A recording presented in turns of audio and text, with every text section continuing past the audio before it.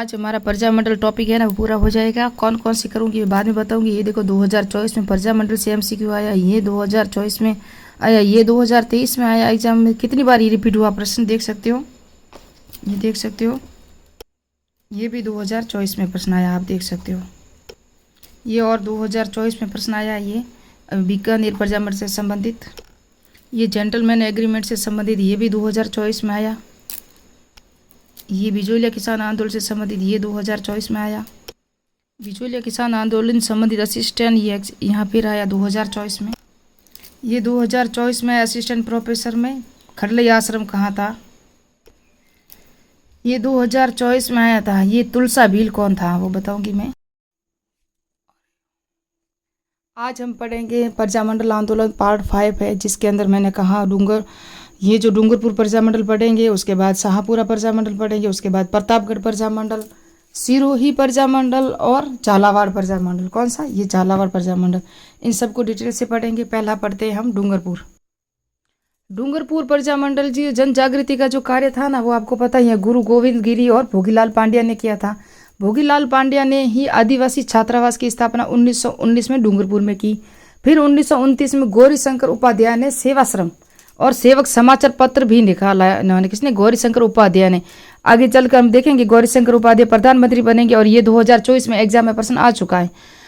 1935 में हरिशन सेवा संघ बीजे तो ना कौन थे, बाल बप्पा है ना। 1935 में हरिजन सेवा संघ की स्थापना ये की थी भोगीलाल पांड्या और ठक्कर बप्पा ने की थी। ठक्कर बप्पा के जो यानी कि प्रेरणा ली थी, फिर की थी किसने, भोगीलाल पांड्या ने ही की थी। माणिक्यलाल वर्मा खांडलई आश्रम और खांडलई आश्रम की स्थापना जो की थी ना, वो माणिक्यलाल वर्मा ने की थी। और ये भी 2024 में एग्जाम में असिस्टेंट प्रोफेसर में परीक्षा में प्रश्न आ चुका है कि खांडलई आश्रम की स्थापना किसने की थी, तो माणिक्यलाल वर्मा ने की थी, डूंगरपुर में की थी। और यहाँ हम देखेंगे वागड़ सेवा मंदिर की स्थापना गौरी शंकर उपाध्याय, अभी हमने पढ़ा, और भोगीलाल पांड्या दोनों ने की थी। वागड़ सेवा मंदिर ये भी डूंगरपुर में। 1938 में डूंगरपुर सेवा संघ की स्थापना भोगीलाल पांड्या ने की। और 1946 में इसका प्रथम अधिवेशन हुआ, भोगीलाल पांड्या की अध्यक्षता में अधिवेशन हुआ, किसका, डूंगरपुर का। और डूंगरपुर प्रजामंडल की स्थापना अभी नहीं हुई है, अभी ये जो संस्थाएं और संगठन बन रहे हैं। हीरालाल शास्त्री आए थे यहाँ, मोहनलाल सुखाड़िया आए थे, जुगल किशोर चतुर्वेदी, ये सभी आए थे। तो ये यहाँ के नहीं थे। मोहनलाल सुखाड़िया कहाँ के थे, उदयपुर के थे। और हीरालाल शास्त्री जयपुर के थे। जुगल किशोर चतुर्वेदी कहाँ के थे, हमने पढ़ा था वो करौली प्रजामंडल पढ़ा था ना, वहाँ पढ़ा था। तो वो वहाँ से सब यानी कि इस प्रथम अधिवेशन में आए थे। फिर 19 जून 1947 को कालीबाई भील रास्तापाल नानाबाई की हत्या हो गई। कालीबाई को गोली मार कर भी उनकी भी हत्या हो गई। तो ये कांड कब हुआ था, कहीं कहीं 19 जून मिलता है, कहीं 21 जून, जबकि 20 जून 1947 को हुआ था। ये था क्या, डूंगरपुर प्रजामंडल, जिसकी स्थापना 1944 में हुई थी।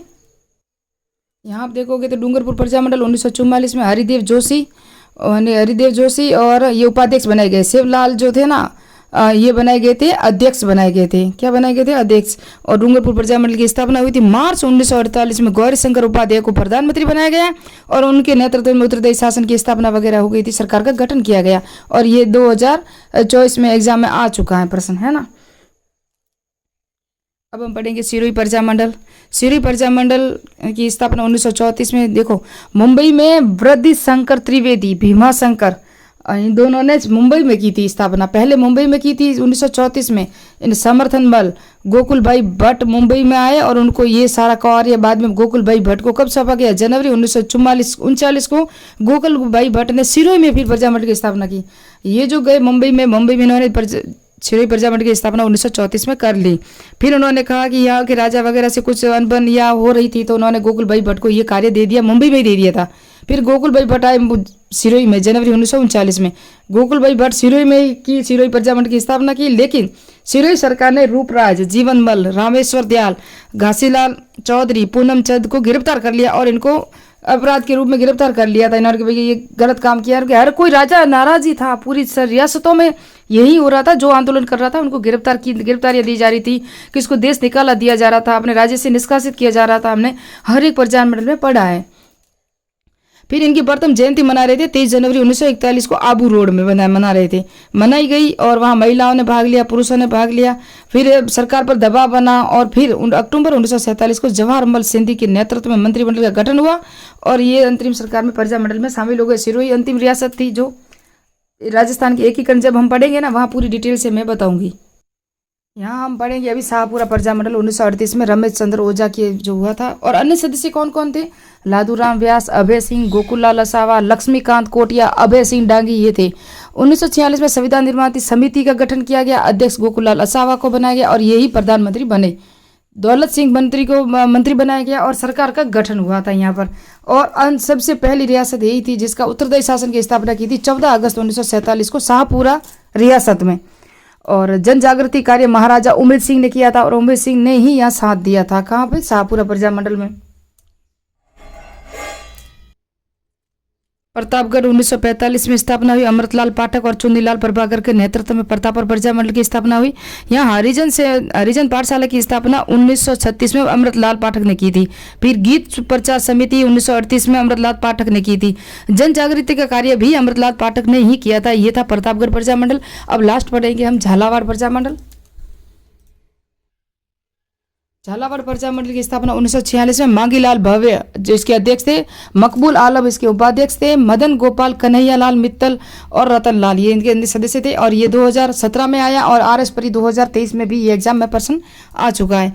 1947 में महाराजा हरिश्चंद्र ने भी मांग की, उत्तरदायी शासन की मांग की महाराजा हरिश्चंद्र से। इन सब ने मांग की थी महाराजा हरिश्चंद्र से और इन्होंने उत्तरदायी शासन की स्थापना भी कर ली। इन्होंने महाराजा हरिश्चंद्र थे। झालावाड़ प्रजामंडल में अक्टूबर 1947 को गठन हो गया और हरिश्चंद्र ही प्रधानमंत्री बन गए थे। तो ये थे प्रजामंडल। अभी MCQ जो पूरे रह चुके, मैंने कहा अभी पूरे बताती हूँ।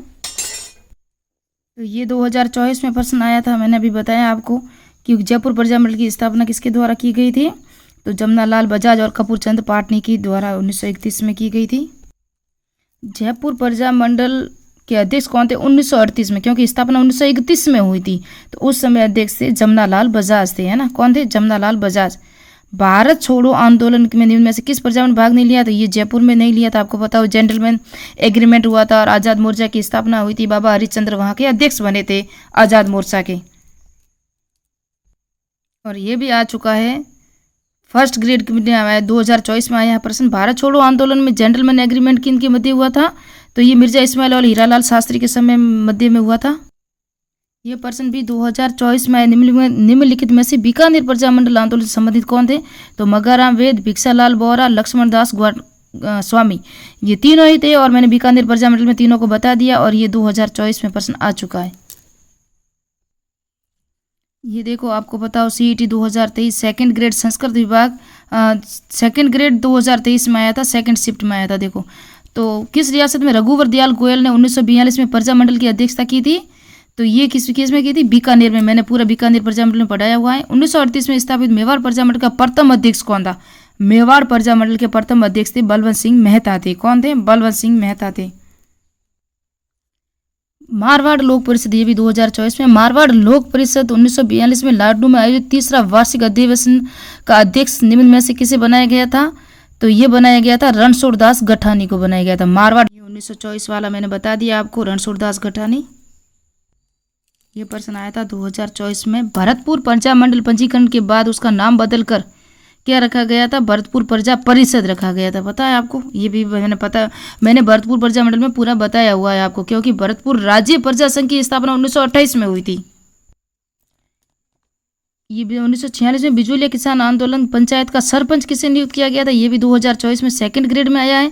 और मन्ना पटेल को। उपरमाल पंच बोर्ड का गठन किसके द्वारा किया गया था? विजय सिंह पथिक के द्वारा किया गया था। ये भी 2024 में आया। विजय सिंह पथिक का वैरी साल में गठित किसानों का संगठन का नाम क्या था? तो ये उपरमाल किसान बोर्ड था। ये भी 2024 में आया। AN में उपरमाल किसान बोर्ड था, ये भी याद रखना, वेरी इंपॉर्टेंट है। ये परीक्षा में आ चुका है, 2024 में आया हुआ प्रश्न है। तुलसा भील राजपूताना के किस स्वतंत्र सेनानी का संदेशवाहक था? तो हमने पढ़ा था गुरु गोविंद का पूजा धीरजी था, हमने पढ़ा था। तो मोतीलाल तेजाब ने, ये विजय सिंह पथिक का था तुलसा भील। कौन था? विजय सिंह पथिक का तुलसा भील नामक संदेशवाहक था जो एक दिन में 17 मील पैदल चलने में सक्षम था। कौन था? ये तुलसा भील था, जो विजय सिंह पथिक का सेनानी था। दिसंबर 1919 में अमृतसर कांग्रेस अधिवेशन में बिजोलिया किसान आंदोलन संबंधी प्रस्ताव किसने प्रस्तुत किया था? तो ये लोकमान्य तिलक ने किया था। ये भी आया हुआ है, किसने किया था? 1919 में जब अमृतसर कांग्रेस अधिवेशन हुआ था तो वहाँ बिजोलिया किसान आंदोलन का संबंधित जो प्रस्ताव रखा गया। उसके बाद आपको बताओ शिवदयाल की अध्यक्षता में एक आयोग भी आया था बिजोलिया किसान आंदोलन की जांच हेतु। तो ये था लोकमान्य तिलक ने रखा था प्रथम बार, क्योंकि 1919 में रखा और 1 अगस्त 1920 को लोकमान्य तिलक की डेथ भी हो गई थी। तो ये थे कुछ एमसीक्यू जो पूरे एग्जाम आए हुए। अब नेक्स्ट पार्ट में हम पढ़ेंगे एकीकरण, जो राजस्थान का एकीकरण हुआ था, कितने चरणों में हुआ था, कौन कौन सी अध्यक्ष थे। मिलते हैं नेक्स्ट पार्ट में, नेक्स्ट वीडियो में। आज प्रजामंडल आंदोलन पूरा हो चुका है।